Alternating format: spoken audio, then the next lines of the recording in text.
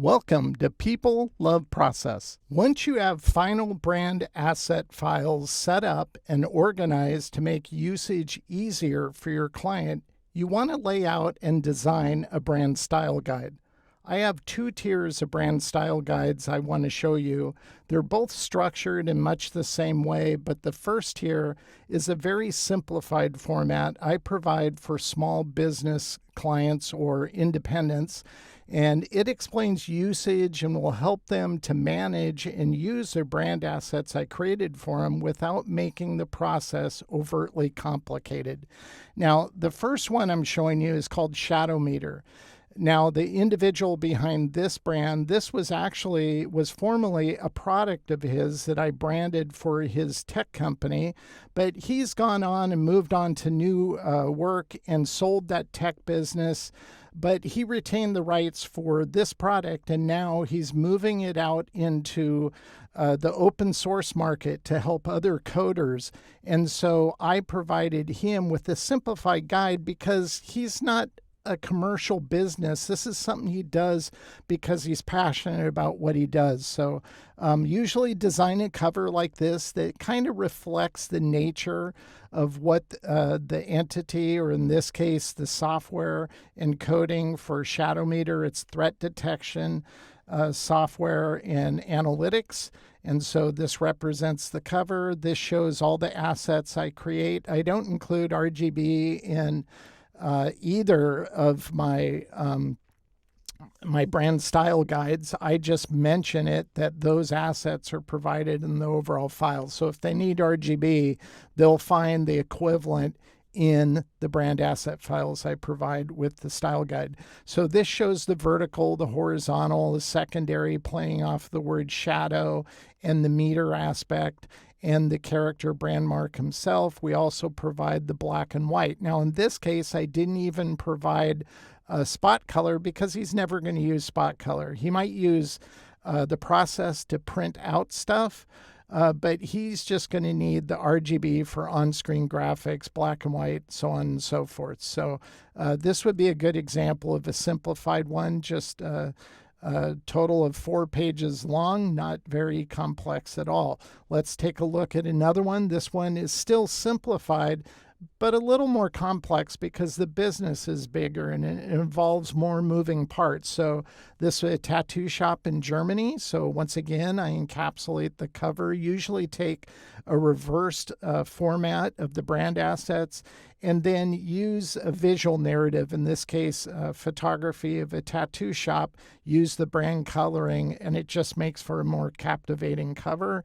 The first page, again, documents the assets, whether it's vertical, horizontal, the badge design we created, and the standalone brand mark in full color. Now, this was a different type of project because all the colors he wanted to reflect what a baboon would look like. Well, that's more colors than normally a simplified logo would, or in my argument should have, but in this case, that's what he wanted. That's what I did. I think it came out pretty cool. And we also provided the black and white assets as well.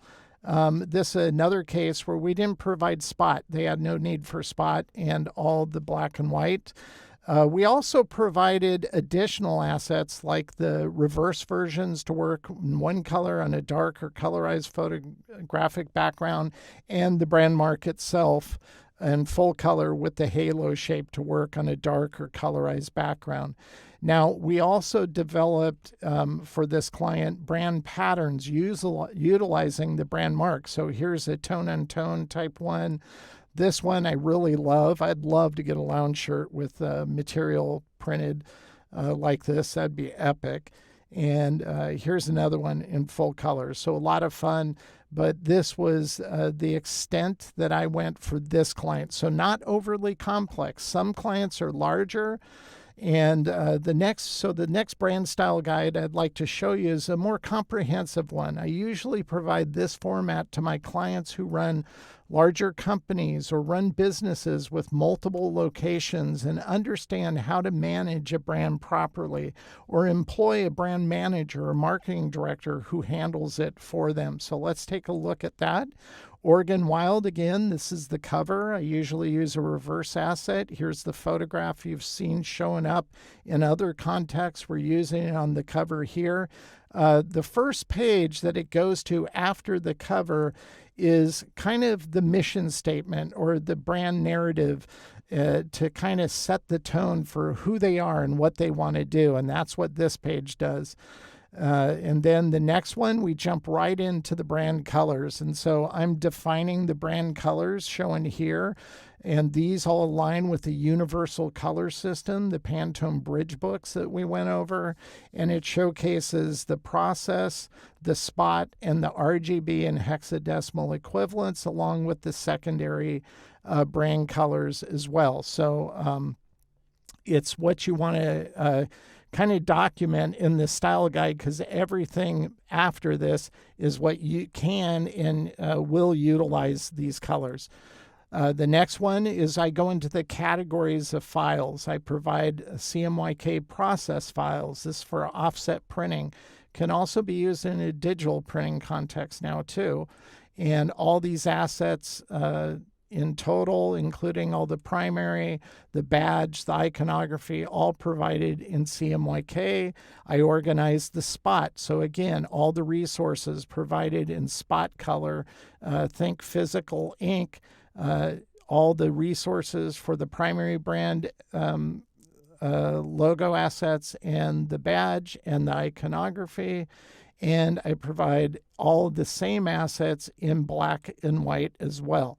So what we're going to do next is we have all the reverse. This showcases all the reverse version, whether it's the one color that works on a colorized or photographic background, or it's the reversed color that's technically two colors but works in a reverse sense on a dark or colorized background. All the badges provided in those same formats of color to work in all the various contexts, whether it's full color, whether it's spot, whether it's reverse or colored reverse. The same thing for the iconography, whether it's contained within the nesting shape or not. All these elements are provided. We also develop brand patterns. So on the brand patterns, those show up in the style guide in the comprehensive view, and it shows all the various brand patterns, all their iterations, whether it's a tone-on-tone variety as well. Another thing we provide in the style guide is the improper usage of assets. These are design rules of sorts. Now, I say that lightly because I've been known to break design rules. I've been given style guides by agencies, and when I'm laying something else, I just go, you know what? This would just look better this way. Why is this a rule? And basically, I've ignored them, and almost every time, they never said anything because it looks good. And that's kind of my opinion when it comes to these rules. These are meant for non-designers or marketing people who want to play creative. It keeps them in check.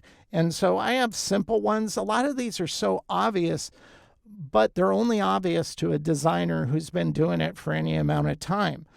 For a non-designer, they will look at these and it'll help them understand why you wouldn't want to do it. So clear space, keep a nice breathing room around your logo. Effects, never use drop shadows. Obstruction, don't obstruct your brand identity with, in this case, a burst that says sale. Colors, you don't want anybody, any vendor or employee to change the colors. Leave them alone. They're established for a reason. Or transparency. Once again, there's context of usage where some of these things are going to be done because that's how it's done. Distortion, never distort or skew any brand graphic. I see this happen so much with vendors who try to fit something in an area or shape that it's not meant for. Added type, don't add type. This is a form of obstruction, but it's adding type to where type shouldn't be added, or alterations, going in and adding a glow around something, or orientation, never rotate any brand asset from its original design orientation. Now, this one specifically is a good example of me breaking the rules, because I broke the rules when I did the vehicle graphics because it looked better on an angle like this rather than straight up and down. It looked too rigid that way for something that's supposed to be action sportswear oriented. So there's always an exception for the rules. So if you want to break it and it looks great, then I encourage you to do that. And if they complain, then you can fix it. Editing. Here, I just drop in. Again, these are very absurd for a designer to look at and go, oh, yeah, that makes sense. But who's going to do that? Well, there's a lot of people who are going to do that who aren't designers. That's why I try to make it super obvious. So we also get into brand typography, and this is where I'll give them information on where they can get the fonts that I used within their design to create the logo type for Oregon Wild, and compatible fonts that would work well to go with their branding. So I point them to where they can purchase it, so they're licensing it on their own. I don't provide this to them. So it's a good habit to get into.